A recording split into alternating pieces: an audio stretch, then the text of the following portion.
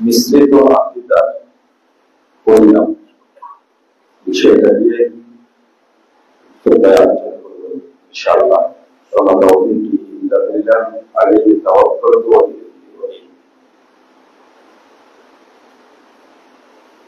প্রকৃত মুসলিম হওয়ার জন্য বা আল্লাহ খালেস বান্দা হওয়ার জন্য, জান্নাতি হওয়ার জন্য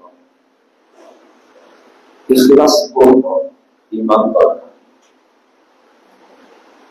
তাওহীদের দাম আল্লাহর কাছে এত বেশি যে অন্য কোন আমল না থাকলেও যদি শুধু তাওহীদ থাকে আল্লাহ তাকে জান্নাত দেবে। আর অনেক আমল আছে কিন্তু শুধু তাওহীদ নাই, আল্লাহ তাকে জাহান্নামে দেবে। তাওহীদ বিহীন কোন আমলের গুরুত্ব আল্লাহর কাছে কিছুই নেই। কিন্তু দুর্ভাগ্য হলো আমরা অধিকাংশই আল্লাহকে বিশ্বাস করি, আমরা সবাই আল্লাহর প্রতি ঈমান এনেছি, তাই না? কিন্তু ঈমান আনার সাথে সাথে কুফরকে মেনে নিয়েছি, শিরককেও মেনে নিয়েছি, তাগুতকেও মেনে নিয়েছি, নিফাককেও মেনে নিয়েছি। এমন অবস্থায় আমার ফলাফল কি হতে পারে? আমরা সবাই ঈমান এনেছি, ঈমান আনার পরেও শিরকও করি। বুঝতে পারছেন তো? ঈমান আনছি, নামাজ পড়ছি, এর সাথে সাথে কুফরি করি, এর সাথে সাথে আমরা তাওহীদ ভিতরে রাখার পরেও আমরা তাগুতের সাথে আপোষ করি, তাগুতের সাথে আমরা কি সম্পৃক্ত। এই অবস্থায় ফলাফল কি হবে? আল্লাহ বলছেন সূরা ইউসুফ 106 ওয়া ইউমিনু আকসারুহুম বিল্লাহি ইল্লা ওয়া হুম মুশরিকুন। অধিকাংশ মানুষ আল্লাহর উপরে ঈমান আনা সত্ত্বেও মুশরিক। এটা বুঝবেন কথাটা। অধিকাংশ মানুষ আল্লাহর প্রতি ঈমান আনা সত্ত্বেও কি মুশরিক? অধিকাংশ মানুষ আকসারুহুম বিল্লাহ।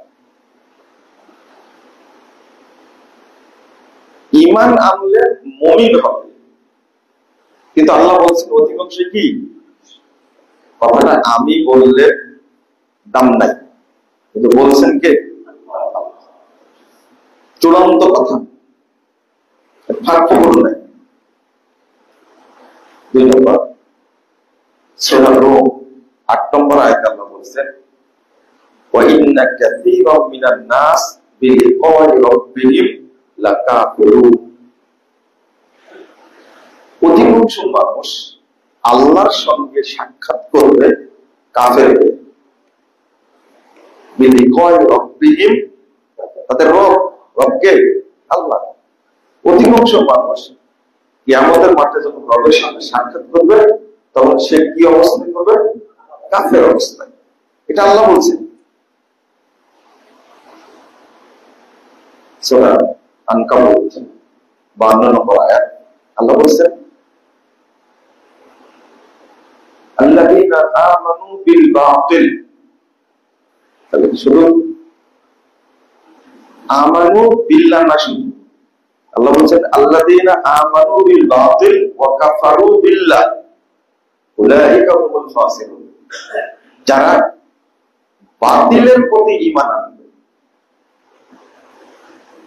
ওয়া কাফারু বিল্লাহ এবং আল্লাহর সাথে কুফরি করবে।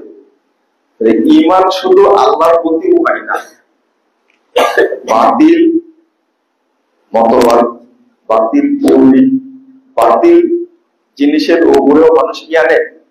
ঈমান আনে, এরা জাহান্নামীদের অন্তর্ভুক্ত হবে। আরো কয়েকটা আয়াত আছে, আমি একটু পরে বলছি। যদি আমাদের ঈমানটা কুফর মিশ্রিত হয়, শিরক মিশ্রিত হয়, তাগুত মিশ্রিত হয়, তাহলে এর পরিণাম ভালো না। আরেকটা হলো আল্লাযীনা আমানু বিল বাতিল, একটা বাতিল জিনিসকে মেনে নিয়েছেন আপনি, একটা বাতিল জিনিসকে মেনে নিয়েছেন, তাহলে হক হলো ইসলাম। হক কি? ইসলাম। ইসলাম ব্যতীত বাকি যেগুলো আছে এগুলো কি? এটা যদি আপনি বলতে না পারেন তাহলে বুঝতে হবে আপনার ভিতরে কি নাই, বাতিল। আল্লাহ বলছেন এই হকের পরে বাতিল ছাড়া কি থাকে? হক কি? ইসলাম। বুঝেন, ভালো করে বুঝেন। আর বাকিগুলো কি? আল্লাহ বলছেন ইন্নাদ দীনা ইনদাল্লাহিল ইসলাম, সূরা আল-ইমরান 19 নম্বর আয়াত। আল্লাহর নিকটে মনোনীত দ্বীন হলো কি? আল-ইয়াউমা আকমালতু লাকুম দীনাকুম ওয়া আতমামতু আলাইকুম নি'মাতি ওয়া রাদিতু লাকুমুল ইসলাম দীন। আল্লাহ বলেছেন আমার কাছে আমার মনোনীত দ্বীন হলো ইসলাম, আমি এর উপরে সন্তুষ্ট। তো কত আয়াত দেবে?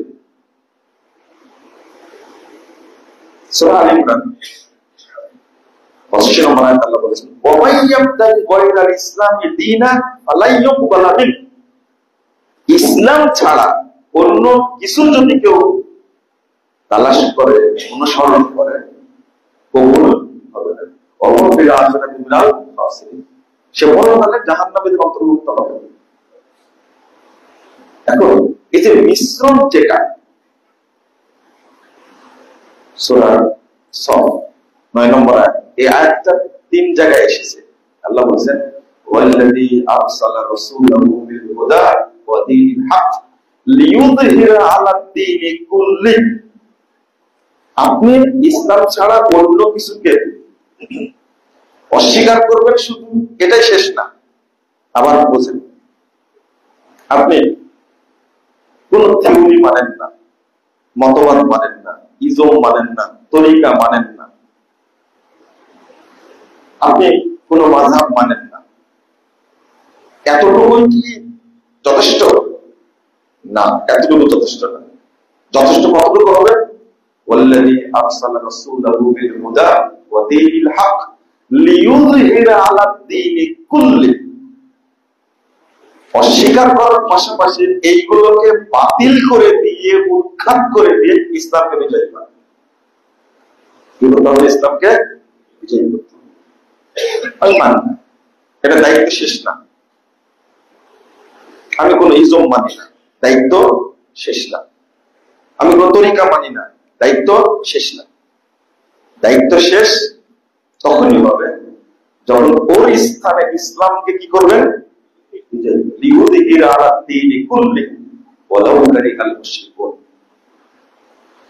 আপনি তো নিজে মানেন না, অস্বীকার করেন, বাতিল তাই বেঁচে গেছেন এমনটা না।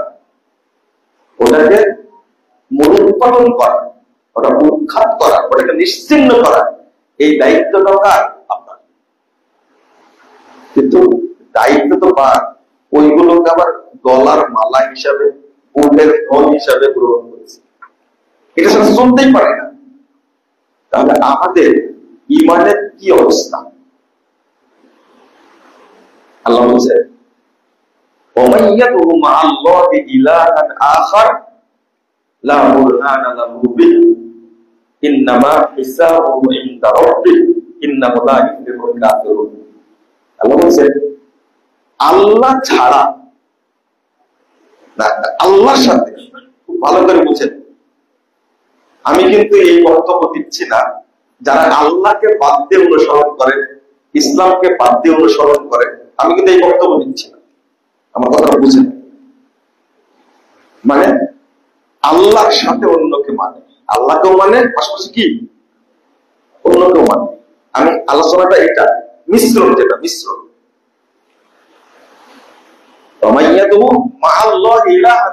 আল্লাহর সাথে যদি অন্য ইলাহ মানে, মানে অন্য ইলাহ থিওরি, আইন, সংবিধান যদি মানে, তার কাছে কোনো দলিল থাকবে না, বিনা দলিলে জাহান্নামে যাবে। বিনা দলিলে কি জাহান্নামে যাবে।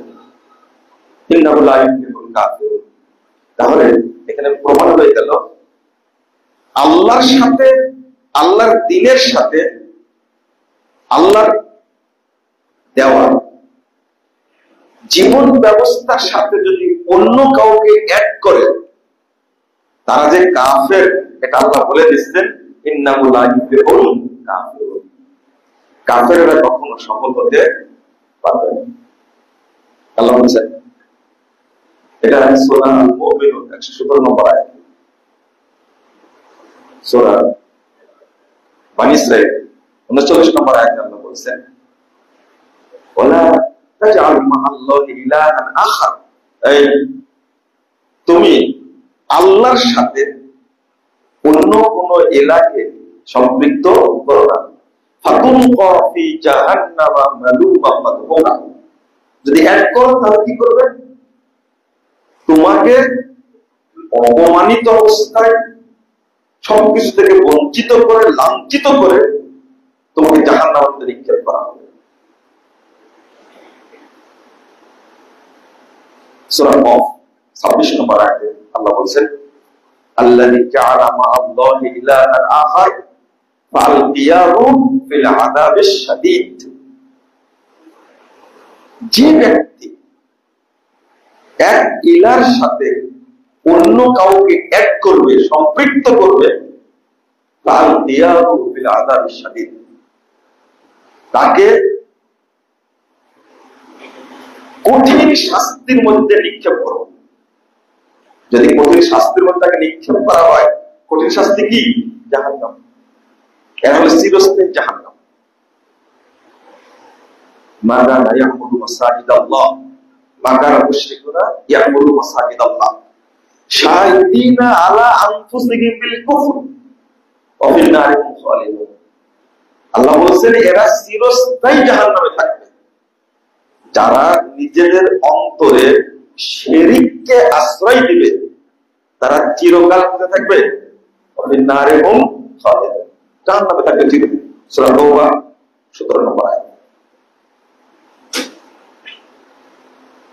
আল্লাহ রাব্বুল আলামিন সূরা বাকারা 85 নম্বর আয়াতে বলেছেন, আফাতুমিনুনা বিবাদিল কিতাব ওয়া তাকফুরুনা বিবাদ, তোমরা কিতাবের একটা অংশ মানবে আর একটা অংশের সাথে কুফরি করবে। ফামা জাযাউ মান ইয়াফআল মিনকুম যালিক ইল্লা খিজুন ফিল হায়াতিদ দুনিয়া ওয়া ইয়াউমাল কিয়ামাতি ইউরদুনা ইলা আশাদ্দিল আযাব। যারা এই দ্বিমুখী নীতি অবলম্বন করবে, যারা এই দ্বিমুখী নীতি অবলম্বন করবে, তাদের জন্য দুনিয়াবী জীবনের লাঞ্ছনা, দুনিয়াবী জীবনে তারা অপমানিত হবে। ওয়ায়াউমাল কিয়ামাতি ইউরদুনা ইলা আশাদ্দিল আযাব, ওখানে ফিল আযাবিশ শাদীদ বলা হয়েছে, এখানে বলছে আরো কঠিন, আরো কঠিন, ইলা আশাদ্দিল আযাব, সবচেয়ে কঠিন শাস্তি যেটা, সেখানে তাদেরকে নিক্ষেপ করা হবে। পরের আয়াতে বলছেন, ওয়ালা ইউখাফফাফু আনহুমুল আযাব, তাদের উপর থেকে শাস্তি কোনদিন হালকা করা হবে না। কারো কারো শাস্তি তো হালকা হবে জাহান্নাম, তাই না? যেমন আবু তালেবের শাস্তি কি কঠিন শাস্তি হবে? না, সবচেয়ে হালকা শাস্তি আবু তালেবকে দেওয়া হবে। পায়ে জাহান্নামের জুতা পরানো থাকবে আর মাথার মগজ টক টক করে পড়তে, কি গলে গলে পড়তে থাকবে। এটা হলো সবচেয়ে হালকা শাস্তি। আর যারা আল্লাহর বিধানের সাথে অন্য বিধানকে অ্যাড করবে, আল্লাহর ইবাদতের সাথে অন্যের ইবাদতকে কি করবে? অ্যাড করবে। ঈমানের সাথে কুফরকে অ্যাড করবে, তাওহীদের সাথে তাগুতকে অ্যাড করবে। বুঝছেন তো ভাষাগুলো? বুঝছেন তো? ইলা আশাদ্দিল আযাব, তাদেরকে কঠিন আযাবের দিকে ধাবিত করা হবে। সূরা নিসা 150 এবং 151 নম্বর আয়াত আল্লাহ বলেন, ইয়াকুলুনা নুমিনু বিবাদিন ওয়া নাকফুরু বিবাদ ওয়া ইউরিদুনা আন ইয়াত্তাখিযু বাইনা যালিকা সাবিলা। তারা বলে, আরে আমরা কিছু মানবো আর কিছু কি মানবো না, অস্বীকার করবো। ওয়া ইউরিদুনা আন ইয়াত্তাখিযু বাইনা যালিকা সাবিলা, ওরা চায় এই দুইটার মধ্যে আমরা একটা কি করবো? সমন্বয় করবো। খুব সুন্দর না? ওদের পন্থাটা তো খারাপ না, ভালো পন্থা। আল্লাহ বলে দিচ্ছেন এই দুইটার মধ্যে কি করতে চাচ্ছে? খুব সুন্দর সমন্বয় করতে চাচ্ছে। তারপর একটা শুনবেন না, উলাইকা হুমুল কাফিরুনা হাক্কা, এরাই হলো প্রকৃত কাফের। ইহুদি খ্রিস্টান কাফের মুশরিক এরা প্রকৃত কাফের না। প্রকৃত কাফের মানে একবারে বাহাক কাফের দ্বারা, যারা দুইটা মিলিয়ে একটা কি পন্থা তৈরি করতে চায়, এরা হলো অরিজিনাল কাফের। এরা হলো বুদ্ধিমান কাফের। আর আর কিভাবে বলতে আপনারা বলবেন? যোগ্য কাফের, দূরদর্শী কাফের। মানে এর যে পরিষ্কার অথেন্টিক কাফের আর কেউ হবে না। দুইটা যদি কি করে, উলাইকা হুমুল কাফিরুনা হাক্কা, প্রকৃত কাফের। যখন বলি উলাইকা হুমুল মুমিনুনা হাক্কা, তখন প্রাণটা ভরে যায়। আল্লাহ আমাদেরকে প্রকৃত মুমিন বলছেন, কিন্তু এখন কি বলবেন? উলাইকা হুমুল কাফিরুনা হাক্কা, এরা হলো প্রকৃত কাফের। তাহলে আমরা যারা মুসলিম সমাজে বসবাস করছি, তারা এই যে সমন্বয় সিস্টেম, দুইটাকে কি সমন্বয় করে। ইসলামে এই সুযোগ আপনি ধর্মনিরপেক্ষ মতবাদে পাবেন, এই সুযোগ জাতীয়তাবাদে পাবেন, এই সুযোগ গণতন্ত্রে পাবেন, এই সুযোগ পুঁজিবাদে পাবেন, এই সুযোগ আপনার সমাজতন্ত্রে পাবেন। কারণ যারা বাংলাদেশে শিক্ষিত শ্রেণী, সুশীল সমাজ বলা হয়, তারা আজকে এই দুইটার মধ্যে একটা সুন্দর সমন্বয় করে চলার চেষ্টা করছে। কারণ কি, বাংলাদেশের অধিকাংশ মানুষ চেতনায় কি ইসলাম ধর্মপ্রাণ। অতএব তাদেরকে কেমনে বোঝায়া নিজেরা চালানো যায়, এই চেষ্টাটা করা হচ্ছে। কিন্তু এই আয়াতগুলো থেকে বুঝতে পারলেন আপনারা? কিছু বুঝলেন? বুঝলেন না? ফজিলতের ওয়াজ করলে ভালো হতো, তাই না? এটা প্রথম বলছে, আমি বাঁচতে চাচ্ছি, আল্লাহ যেন আমাকে এই জঞ্জাল থেকে হেফাজত করে। এরপরে আপনাদেরকে বলতে চাচ্ছি, আপনাদের জন্য আল্লাহর কাছে বলছি, আল্লাহ যারা আমাদের দিন দরদি মুসলিম তাওহীদপন্থী ভাই বোন, আল্লাহ তুমি তাদেরকেও এই জঞ্জাল থেকে হেফাজত করো। বিষয়টা খুব জটিল, সহজ না, জটিল বিষয়। 2985 নম্বর হাদিস সহিহ মুসলিমে এসেছে, রাসূলুল্লাহ সাল্লাল্লাহু আলাইহি ওয়াসাল্লাম বলেন, আল্লাহ তাআলা বলেন, আনা আগনাশ শুরাকা, আমি শরীকদের শিরক থেকে মুক্ত। আমি শিরক থেকে মুক্ত, পুরোটাই মুক্ত। মান আমিলা আমালান, কেউ যদি কোনো আমল করে, একটাও যদি আমল করে, আশরাকা ফিহি গায়রি মাই, এর সাথে যদি আমাকে কি করে অ্যাড করে, তারা করবে সেই কম। তাহলে আমি তার শরীরকে বর্জন করি, তাকেও বর্জন করি। তাহলে আপনি কি মনে করেন যে আপনি আল্লাহর বান্দা, এটা আল্লাহর খাতায় আছে? মনে হয় বলা হয় আমরা সব কাজে শিরক করেছি, আমরা সব কাজে তাগুতের সাথে আপোষ করেছি। তাহলে আল্লাহ যে আমাকে তার বান্দার বাহিরে রাখছে, এটা তো বুঝতেই পারছি না। বাংলাদেশে অধিকাংশ মানুষ মাজার পূজারী, তাই না? মাজার পূজারী।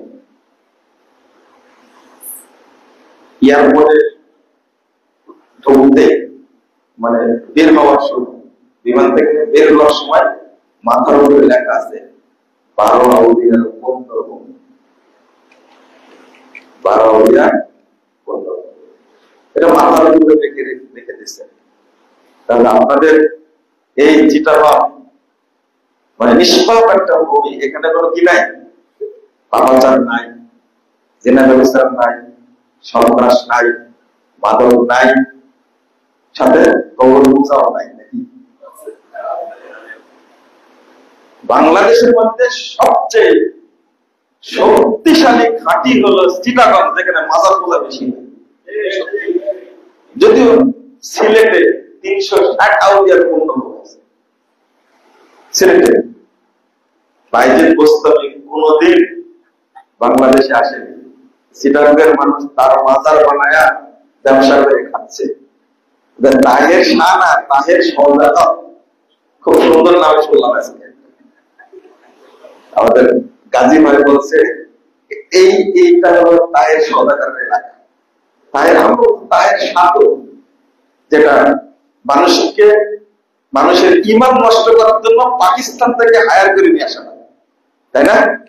তাও ঈদে মিলাদুন নবীর দিনে বাংলাদেশে কি নবীর কবর আছে? ও জাহেল এখানে আসে কেন? নবীর প্রতি মহব্বত থাকলে মদিনায় যাবে, তাই না? বাংলাদেশে আসবে কেন? তো ওকে নিয়ে আসেন, আপনারা নিয়ে আসেন। পীরের বেশি দোষ না, এই মুরিদদের দোষ বেশি। মুরিদরা হলো পদের আগে। আপনি যাই বলেন না কেন, মুরিদ মানে মুশরিক। মুরিদ মানে কি? মুশরিক। আপনারা ফতোয়া দিবেন যে যার পীর নাই শয়তান তার পীর, আমরা ফতোয়া দিতে পারি না? এর উত্তর কি বলেন দেখি? যার পীর নাই শয়তান তার পীর, এর উত্তরটা দেন আপনি। এর আগে শিখাই দিয়েছি কিন্তু ভুলে গেছে। উত্তর কি? যুবক ভাইরা আপনারা বলেন, এটা মনে রাখবেন। হ্যাঁ না, একটু সহজ করে বলেন। একটু হয়েছে, খুব সুন্দর হয়েছে আর কি। পীর ধরা মানে শয়তান ধরা। উত্তরটা শোনেন, পীর ধরা মানে কি? একবারে দলিল দিয়ে, আয়াত দিয়ে, হাদিস দিয়ে বুঝাই দিচ্ছি। আপত্তি আছে আপনাদের? পীর ধরা মানে কি? শয়তান ধরা। তাহলে যারা মুরিদ তারা কি হলো? শয়তান হলো। শয়তানের চেলা, শয়তানের দালাল। মুরিদ মানে কি জানেন? বলদ। বলদ বোঝেন? বলদ বোঝেন আপনারা? বুঝেন না? বলদ প্রচলিত আছে না? এটা কিন্তু হাদিস। মুরিদ মানে যে বলদ, এটা কিন্তু কি? হাদিস। আপনারা বলবেন যে এটিকে হাদিস কি করে যে ইবনে মাসউদ রাদিয়াল্লাহু আনহু বলছে যে বলদের মধ্যে আর মুকাল্লিদের মধ্যে কোনো পার্থক্য নাই। কি বলদ হলো না?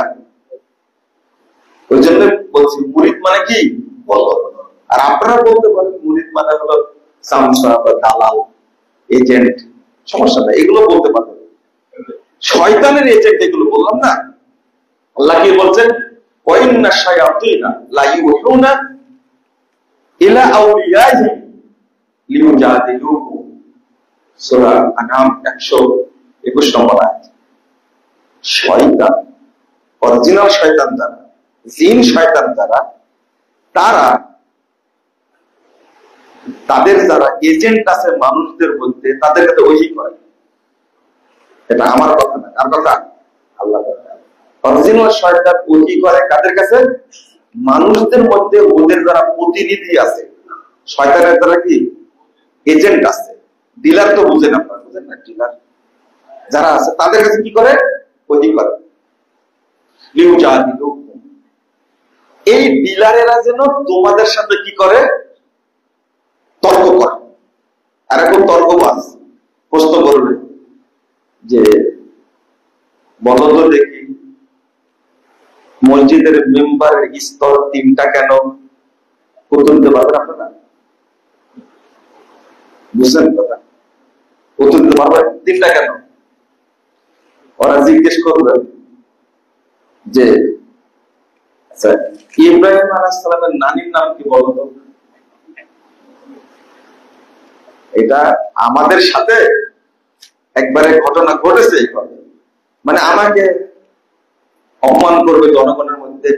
মূর্খ মুরিদ দাঁড়ায় বলছে যে আমার একটা জিনিস জানার খুব দরকার। কি জিনিস বলে? আচ্ছা, ইব্রাহিম আলাইহিস সালামের নানির নাম কি?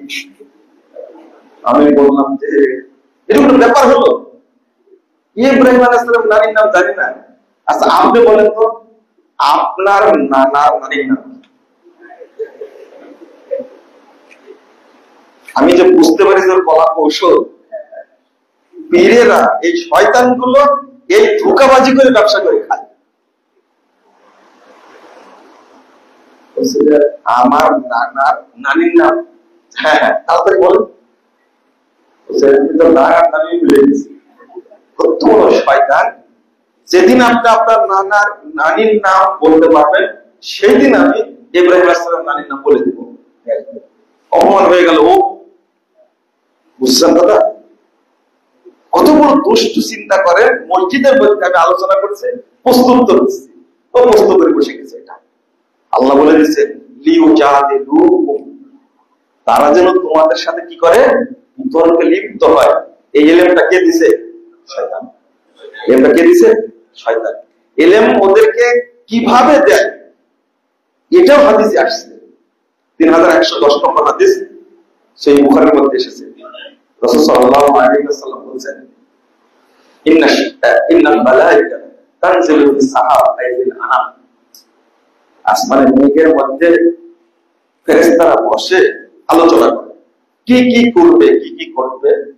ফাতাসতারিকু শায়াতিন সামা, এই শয়তানরা একজনের ঘাড়ের উপর আরেকজন উঠে একবার ওই মিটিং পর্যন্ত যায়, যে কান পেতে শোনে। ওইটা তখন তারা ওহি করে ওদের মানুষদের মধ্যে যারা বেতনভুক্ত দালাল আছে ওদের কাছে ওহি করে।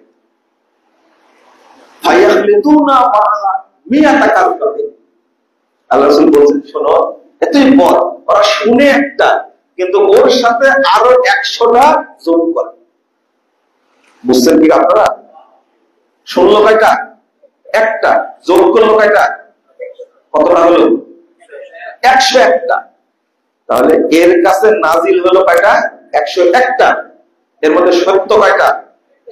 মিথ্যা কয়টা? চিন্তা করেন। এটা রাসূল সাল্লাল্লাহু আলাইহি ওয়াসাল্লাম বলেছেন, আও আকসার মিয়াতা কাসনাতে, 100টার বেশি মিথ্যা কথা যোগ করে ওদের কাছে জানায়। এটা মানুষ তো পারবে না, একজনের কাঁধের উপরে উঠে উঠে ওই ফেরেশতাদের মিটিং ক্লাসে যেতে পারবে না। কে করে এটা? শয়তানরা করে। এটা শুনে ওর কাছে ওহি করে। তাহলে এই যে যত বিদআত, এগুলো সব আবিষ্কারক কে? শয়তান। যত শিরক, এগুলো আবিষ্কারক কে? শয়তান। এটা আপনারা বুঝেন না। আর হাদিস আছে, লিকুল্লি সানামিন জিন্নিয়া, কোরআনের 115 নম্বর আয়াত, 114 নম্বর আয়াত, সূরা নিসা দেখবেন। আল্লাহ বলছেন যে যারা মূর্তি পূজা করে, কবর পূজা করে, এরা আসলে ওই খাম্বার পূজা করে না, মূর্তির পূজা করে না, এরা নিয়ে জিনের পূজা করে। লিকুল্লি সানামিন জিন্নিয়া, তাও জিনটা কেমন জানেন? একবারে জন্মদিনের পোশাকে থাকে, উলঙ্গ, জিনের পূজা করে, যেখানে মূর্তি আছে, যেখানে কবর পূজা পায়, সেই জায়গাতে কি থাকে? নগ্ন নিয়ে জিন থাকে। আর এই আদম সন্তান বোকা, এরাই ওকে কি করে? সেজদা করে। আর সেজদা কোন জায়গায় করে বলেন? এরা কত বোকা যারা মাজার পূজা করে, কবর পূজা করে। রাসূল সাল্লাল্লাহু আলাইহি ওয়াসাল্লামের এই হাদিসগুলো কোথায় রাখবেন আপনি? এজন্য যতদিন মাজার থাকবে ততদিন আল্লাহর রহমত নাযিল হবে না। আপনার চিটাগঙ্গের মানে ধর্ম উপদেষ্টা হয়েছে যোগ্য মানুষ আবু খালেদ হুসাইন, এই ছাত্রদের নির্দেশ দিলেই হয় যত মাজার আছে সব ভেঙে চুরমার হয়ে যাবে, বাংলাদেশে কোনো মাজার থাকবে না। এটা আমরা বলতে পারি না যে আমরা চান মাজার থাকুক? কয় ঘন্টার মধ্যে উৎখাত হবে? 1 ঘন্টা লাগবে না। একজন আমাকে বলছে যে মুজিবনগর মেহেরপুরে 650 মূর্তি ভাঙতে 15-20 মিনিট সময় লাগছে, একবারে ভেঙে চুরমার করে দিল। দেখলেন তো আপনারা, মাজার পূজায় এইভাবে ধ্বংস হবে ইনশাআল্লাহ, বাংলাদেশে থাকবে না। শুধু পদ্মা সেতুর 2 সাইডে শেখ মুজিবের মূর্তি তৈরি করার জন্য বেটি খরচ করেছে 117 কোটি টাকা, বেশি না, মাত্র 117 কোটি টাকা। আর একটা মূর্তি পাথর দিয়ে তৈরি করে এটা ভাঙতে যদি 1 ঘন্টা লাগে, এই সমস্ত মাজার ভাঙতে 1 ঘন্টা লাগবে? কিন্তু ছাত্র ভাইরা, এখানে তো ওরা বৈষম্যের বিরুদ্ধে আন্দোলন করতে গিয়ে বৈষম্যের শিকার হয়েছে। তোমরা শেখ সাহেবের মূর্তি ভাঙলে, মাজার ভাঙলে না কেন? এটা আমার প্রশ্ন। টুপিওয়ালারা বিনা পুঁজির ব্যবসা হলো মাজার ব্যবসা। যত মাজার আছে সব মাজার গাঁজার আঁকড়ায়, জিনার আঁকড়ায় না, দুর্নীতির আঁকড়ায়। এখানে তো তোমরা সেটা ভাঙলে না কেন? উচিত ছিল এই সঙ্গে দুইটাই কি বাংলাদেশ পবিত্র হয়ে যায়। আপনারা মনে করছেন যে এই যে আগস্টের জুলাইয়ের আন্দোলন, এরপরে আবার বন্যা, এরপরে আবার বৃষ্টি, বুঝতে বাকি রয়েছে এই যত রকমের অনাচার, দুর্নীতি, জেনা, ব্যভিচার হয়েছে, এই মাটিটা অপবিত্র হয়েছিল, আল্লাহ বৃষ্টিতে ধুয়ে আছে। আলহামদুলিল্লাহ বলেন তো হবে না? আর একটা ধাক্কা আসা উচিত। এই দোষ কিন্তু আপনাদের, ভালো করে শুনেন, এই দোষ কিন্তু আপনাদের, এই দোষ কিয়ামতের মাঠে এড়াতে পারবেন না আপনারা। এই ছেলেদেরকে যে তাওহীদ শিক্ষা দিতেন, এই ছাত্ররা যদি তাওহীদ শিখতো, শেখ সাহেবের মূর্তি ভাঙ্গার আগে এরা মাজার ভাঙত। কারণ শেখ সাহেবকে কেউ সেজদা করে না, করে? কিন্তু সেজদা করে কাকে? বাইজিদ বোস্তামের মাজারে, শাহপরানের মাজারে, শাহজালালের মাজারে। বাংলাদেশের যত জায়গা আছে সব জায়গায় মাজারে সেজদা দেয় মানুষ, কোটি কোটি মানুষ মাজার পূজা করে, মাজারে সেজদা দেয়, ইমান ধ্বংস করছে। এজন্য মূর্তির প্রতি আমার রাগ বেশি নাই, রাগ হলো মাজারের প্রতি। কিন্তু মাজারের পরিচালক হলো তারা সব টুপিওয়ালা, মানে ধর্মীয় অনুভূতিতে আঘাত হানা। এটা আমার বক্তব্য। আমি ধর্মীয় অনুভূতিতে আঘাত হানি। মাজার পূজা কি ধর্মীয় অনুভূতি? এটা ছাত্ররা ভয় পাচ্ছে যে মাজারে আসে দিনদার মুসল্লিরা, এরা কেউ মুসল্লি না, এরা কেউ মুসলমান না, এরা যারা মাজারে যায় তারা সবাই মুশরিক। শুধু মুশরিক না, মক্কার কাফের মুশরিকদের চেয়ে বড় মুশরিক। আল্লাহ বলেন বড় কাফের, উলাইকা হুমুল কাফিরুনা হাক্কা, এরাই প্রকৃত কাফের। আবু জাহেল প্রকৃত কাফের না। এই দুইটার মধ্যে কি করতে গেছো? সমন্বয় করতে গেছো, চলবে না। ছাত্র ভাইদের মধ্যে এমন একটা চেতনা তৈরি হবে। তোমরা বলছো এটা স্বাধীনতা, দ্বিতীয় স্বাধীনতা। আমি বলি এটা দ্বিতীয় স্বাধীনতা না। প্রকৃত স্বাধীন ওই দিন হব যেদিন বাংলাদেশ থেকে মাজার পূজা, কবর পূজা, জাহেলিয়াতের সব শিকড় উপড়ে যাবে। একমাত্র দিন তাওহীদ প্রতিষ্ঠিত হবে, ওই দিন হবে চূড়ান্ত স্বাধীনতা। এটা কিসের স্বাধীনতা? তোমাকে দিয়ে শিরিক করাচ্ছে, তোমাকে দিয়ে মাজার পূজা করাচ্ছে, পীর পূজা করাচ্ছে, ন্যাংটা মহিলার পূজা করাচ্ছে, শিয়াল পূজা, গাছ পূজা, পাথর পূজা, কচ্ছপ পূজা, মাছ পূজা। তুমি স্বাধীন হলে কখন? মুহাম্মদ রাসূলুল্লাহ সাল্লাল্লাহু আলাইহি ওয়াসাল্লাম করেছিলেন যেটা, যখন মক্কায় ছিলেন তখন কাবায় ইবাদত করতেন। চতুর্পাশে কি ছিল? কাবা ঘরের ভিতরে ছিল না, চতুর্পাশে ওয়াহাউল কাবা সালাসুনিয়া ওয়াসিত্তুরা রাসূলুল্লাহ ইবনে মাসউদ রাদিয়াল্লাহু আনহু বলেছেন সেই বুখারী হাদিসে যে কাবার চতুর্পাশে 360টি মূর্তি ছিল। ফাদাখালান নবী সাল্লাল্লাহু আলাইহি ওয়াসাল্লাম মক্কায় প্রবেশ করে হাতের লাঠি দিয়ে শুরু করলেন মূর্তি ভাঙা। এই ছেলেরা ভালো করে শুনে নাও, তোমাদের মধ্যে তাওহীদের শিকড় পচিত করতে হবে। ঢুকে এক নিমিষে এক হাতে মুহাম্মদ রাসূলুল্লাহ সাল্লাল্লাহু আলাইহি ওয়াসাল্লাম সমস্ত মূর্তি ভেঙে চুরমার করে দিলেন।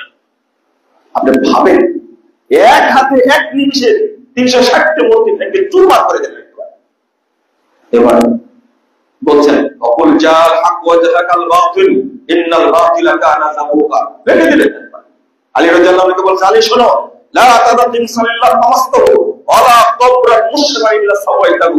আলী তুমি যাও, যেখানে উঁচু কবর পাবা, যেখানে মূর্তি পাবা, সবগুলো ভেঙে চুরমার করে দাও।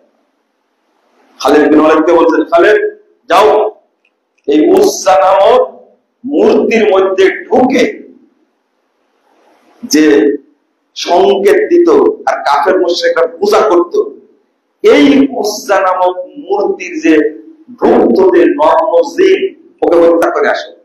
তো খালিদ বিন ওয়ালিদ রাদিয়াল্লাহু আনহু গেলেন, যাওয়ার পরে দেখছেন 3টা বাবলা গাছ মরুভূমির মধ্যে পুকুরের বাসা, এই নগ্ন মেয়ে জিনের বাসা পেলেন না, গাছগুলো কেটে দিয়ে চলে আসলেন। আল্লাহ রাসূলকে বলছেন, রাসূলকে পাইনি তো বাসা ভেঙে দিয়ে আসছে। তুমি কিছুই করনি, যাও।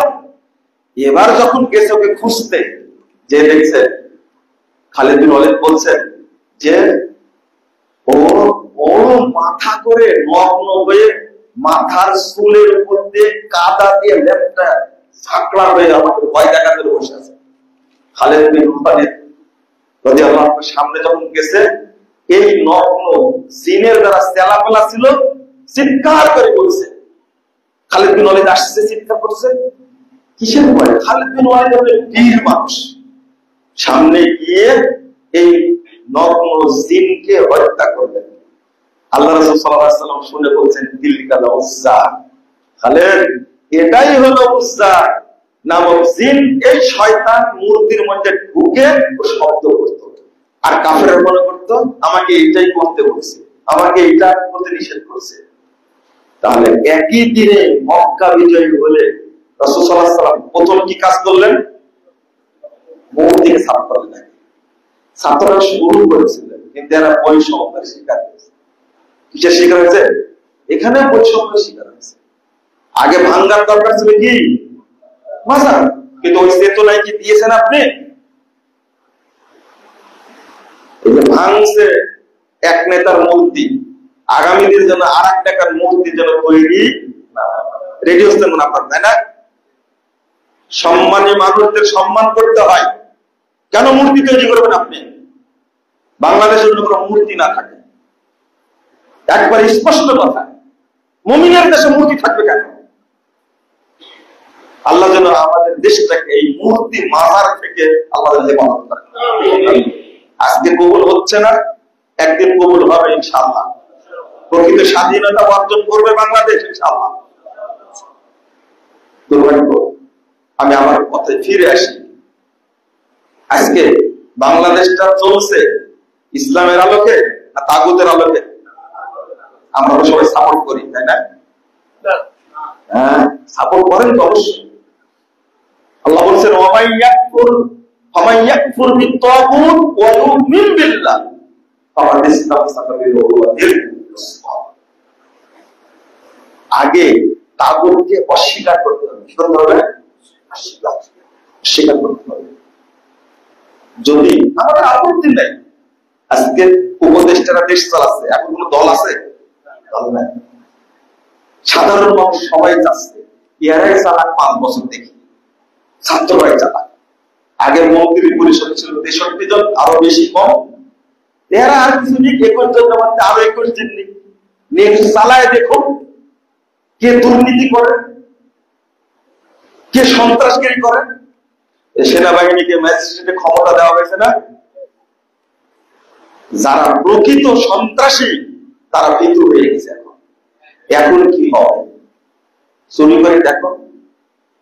তবে সেনাবাহিনী এই 16-17 বছরে 18 বছরে এটা যে দুর্নীতির একটা কি হয়ে গেছিল, সন্ত্রাসের আখড়া হয়ে গেছিল কিছু কিছু সেনা কর্মকর্তার কারণে।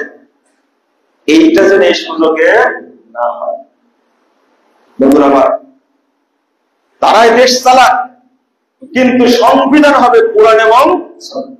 আপনারা রাজি আছেন? আমাদের কোনো আপত্তি নাই।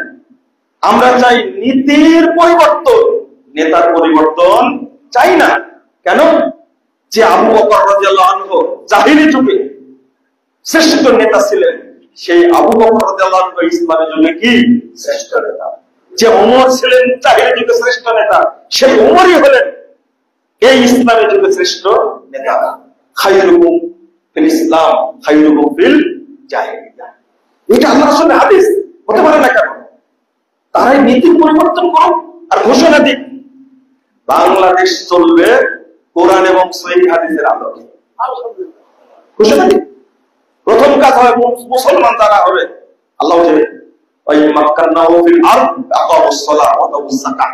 প্রথম কাজ হবে ইসলামের রাষ্ট্র মুসলমানদের তাকে নামাজ পড়তেই হবে, বাধ্যতামূলক করতে হবে। এই নামাজ যদি সবাই আদায় করা শুরু করে, তখন আর কি শিরকের সাথে আপোষ চলবে না? আর চলবে না। তখন যাকাত দিবে সবাই, কেউ হিসাব থাকবে ব্যাংকে।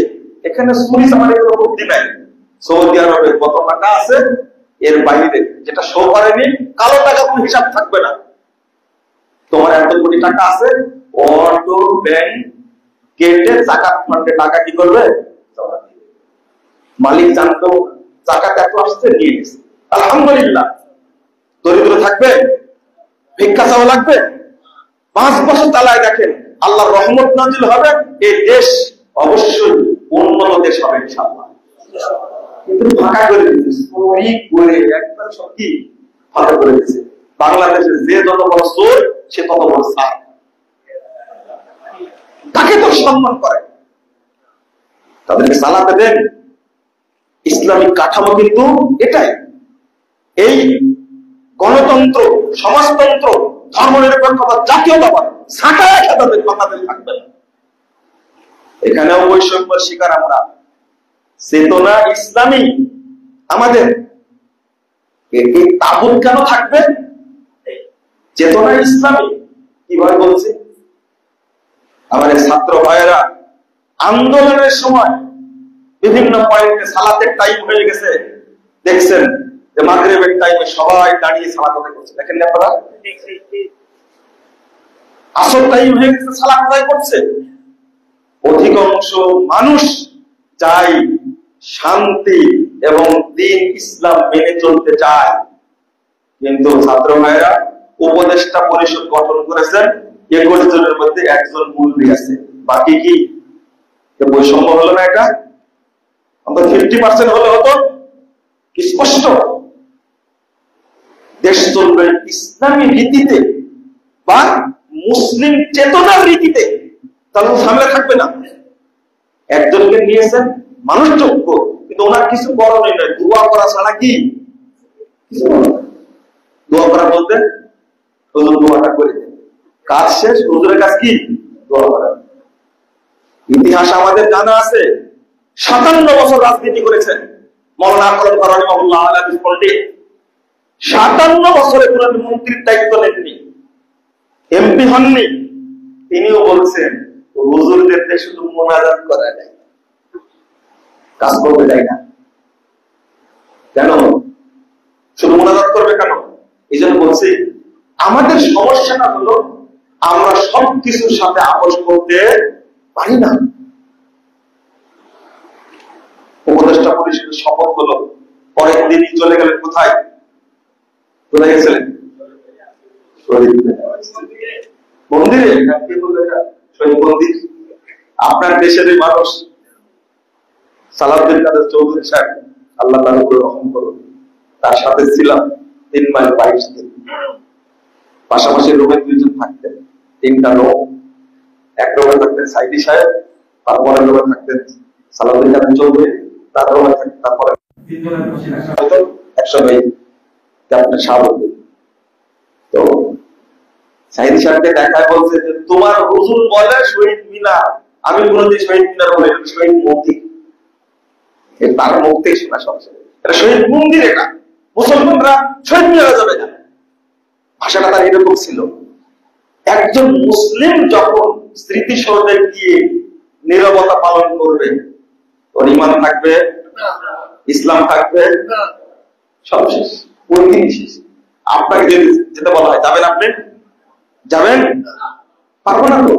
আপনাকে যদি বলা হয় জাতীয় সঙ্গীত বলো, আমার সোনার বাংলা, না আর বলবো না, আমার সোনার বাংলা এটাও বলবো না।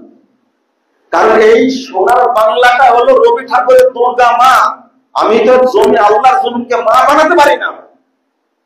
বুঝেননি কথা? যারা কোনোদিনই বলি 10-12 বছর আগে আমাকে এই কথা বলার জন্য সিআইডি অফিসার নিয়ে গেছে, তাই না? কেন আপনি বলছেন এটা বলা যাবে না? যেন আপনাকে মানলেও বলবো না। কেন বলবো? দুর্গা আমার মা না, এটা রবি ঠাকুরের মা। আমি কেন বলবো? তর্কের খাতিরে যদি বলি, আর একটা গান আপনিও গান, কি বলে, শোনা শোনা শোনা, লোকে বলে শোনা। আমার গানও শুনেন, গান শুনি না, পড়াশোনা তো করি। চিন্তা করেন এই গানের শেষ লাইনটা কি আছে, শেষ শ্লোকটা কি আছে, এটাও জানে না। তোমার চরণেতে আমি দিলেম মাথা পেতে। রবি ঠাকুর মুসলমানদেরকে এখানে ব্যঙ্গ করেছে, মুসলমানদেরকে বলতে চেয়েছে তোমরা যে মাটিতে সেজদা দাও, এটাও আমার মাকে সেজদা দাও। আমরা মাটিকে সেজদা দিই না, আল্লাহকে সেজদা দেই? ওরা সেজদা দেয় না কুর্নিশ করে? আর সেজদা দেয় কারা? মাটির সেজদা দেয় কারা? মুসলমানরা। এখানে ব্যঙ্গ করার কে? সে বোঝাতে চাইছে বাংলা মা তো মা কেন দ্বিখণ্ডিত হবে? পশ্চিম বাংলা আর পূর্ব বাংলা একই হবে। এই বঙ্গভঙ্গ রড আন্দোলনের পক্ষে যে এই গানটা রচনা করে মাকে দ্বিখণ্ডিত করা যাবে না। এটা আমরা আল্লাহর জমিন মনে করি, মা মনে করি। মায়ের উপরে পায়খানা করা যায়, মায়ের মুখের উপর হাঁটা যায়, হ্যাঁ যায়। গরুর গোশত খাওয়া যাবে না, কিন্তু গরুর চামড়া দিয়ে জুতা তৈরি করা যাবে, তাই না? এই কনসেপ্টটা কাদের? হিন্দুদের না? তো আপনি আমাকে দিয়ে যা ইচ্ছা তাই করা নিতে পারবেন না। আমি তো করতে পারি না, কারণ আমার আগে ইসলাম। আগে কি? ইসলাম। আপনারা এই চেতনার উপরে যদি গড়ে উঠতে পারেন, সন্তানকে যদি গড়তে পারেন, এই বাংলাদেশে একদিন তাওহীদের রাষ্ট্র হবে ইনশাআল্লাহ। থাকবে না এগুলো। যেখানে শিরিক আছে, কুফর আছে, তাগুত আছে, সেখানে সাথে মুসলমানদের কোনো আপোষ নেই। পরিষ্কার কথা, এটাই মেসেজ। এই কয়েকদিন বলবো, এরপরে বলা যাবে না। তো হাতে হ্যান্ডকাপ করা বলে থাক জেলখানে। এটা গণতন্ত্র? এটা হলো ধোঁকাতন্ত্র, এটা হলো গুন্ডাতন্ত্র, এটা সন্ত্রাসতন্ত্র। এটা তুমি সব কথা বলতে পারবো, আর আমি আল্লাহর প্রেরিত সংবিধান কোরআন এবং সুন্নাহ বলতে পারবো না। এই নিষেধাজ্ঞা করতে দেওয়াকে অধিকার দিল। আমি এই দেশের সন্তান না, আমি এই দেশে জন্মগ্রহণ করিনি, আমার ন্যাশনালিটি নাই। তুমি যেমন বলতে পারো ভুয়া কথা তুমি বলছো, ওই আব্রাহাম লিঙ্কনের থিওরি বলবা, তারপরে ওই ইহুদি খ্রিস্টানরা আল্লাহদ্রোহী, দেশদ্রোহী, তাদের মতবাদ তুমি বলবা, চর্চা করবা, চাষ করবা, সংবিধানের মধ্যে ঢোকা দিবা। আর আমি আল্লাহর প্রেরিত সংবিধান কোরআন এবং সুন্নাহ সম্পর্কে বলতে পারবো না, তুমি আমাকে বাধা দেওয়ার কে? কথা বুঝতে পারেননি? আমি কারোর বানানো কবিতা বলি? কার পক্ষ থেকে এসেছে? আল্লাহর পক্ষ থেকে এসেছে। আমার স্রষ্টাকে আল্লাহ, আল্লাহই ভালো জানেন আমি কোন সংবিধানের আগে চললে আমি দুনিয়াতেও সফল হব, পরকালে সফল হব, এটা আল্লাহ জানে না? কম্পিউটার তৈরি করে দিছে, জনকের থিওরি তুমি মেনে চলো। মোবাইল তৈরি করে দিছে, মোবাইলে জনকের থিওরি তুমি মেনে চলো। মানুষ আল্লাহ তৈরি করে সৃষ্টি করেছে, আল্লাহ যে থিওরি দিছে তাদের চলবে না তুমি? জাতের মাতাল সব ঠিক, দোষ কি? ইসলাম। শুধু দোষ কিসের? ইসলামের দোষ। এটা চলবে না, বক্তব্য করে দিতে দেন। এই ভয়ে তো স্ট্রিম বন্ধ করে দিয়েছে, বুঝেননি কথা? বন্ধ আমেরিকা করেনি, বিএনপি করেনি, সরকার করেনি, বন্ধ করেছে পৃথিবী টুপিওয়ালা মাজার পূজারে এই মুশরিকগুলো করেছে। 10 বছর চলুক পৃথিবী, দেখি আপনি কোথায় ঘুমান। বন্ধ করলেন কেন? কেন পৃথিবী বন্ধ করলেন? 2 বছরে 11 সালে এবং 14 সালে যা আলোচনা করে আসছি শুধু মানুষকে শোনাতে দেন। জানেন 10 বছর যিনি মাজার তৈরি করছে তিনি মাজার ভেঙে দেবেন ইনশাআল্লাহ। এরকম চেতনা তৈরি হবে ইনশাআল্লাহ। আল্লাহর কাছে আপনারা দোয়া করবেন, সন্তানকে পরিবারকে বলাবেন ইনশাআল্লাহ। পারবেন ইনশাআল্লাহ? এটা জান্নাতে যাওয়ার স্বার্থে, তাই না? কিসের স্বার্থে? জান্নাতে যাওয়ার স্বার্থে, কিয়ামতের মাঠে কবরের মুক্তির স্বার্থে। আল্লাহ তুমি আমাদেরকে তাওহীদের উপরে টিকে থাকার তৌফিক দান করো। আল্লাহ তুমি আমাদের তাওহীদ বোঝার তৌফিক দান করো। আল্লাহ তুমি আমাদের সকলকে জান্নাতুল ফিরদাউসের মেহমান হিসেবে কবুল করে নাও। আমিন।